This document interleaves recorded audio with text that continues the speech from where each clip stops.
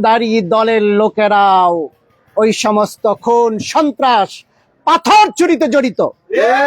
ইসলামী আন্দোলনের কোন নেতা কর্মী, ইউনিয়ন ওয়ার্ড পর্যায়ের কোন নেতা কর্মীকেও কোন ধরনের ন্যূনতম সন্ত্রাস, দুর্নীতি, মাদক, চাঁদাবাজি, কোন অন্যায়ের সাথে সম্পৃক্ত দেখাতে পারে নাই।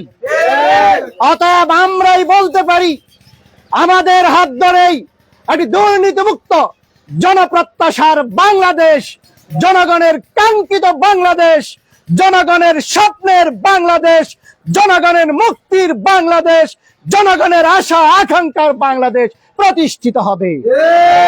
আমরা লড়াই করে যাব যতক্ষণ পর্যন্ত এদেশে বিশ্ব নবীর আদর্শ প্রতিষ্ঠিত না হবে, যতক্ষণ পর্যন্ত সব শ্রেণীর, সব পেশার, সব ধর্মের, সব বর্ণের মানুষ মুক্তি না পাবে, যতদিন পর্যন্ত সমস্ত প্রাণীকুল এমনকি উদ্ভিদ কুলের অধিকার প্রতিষ্ঠিত না হবে।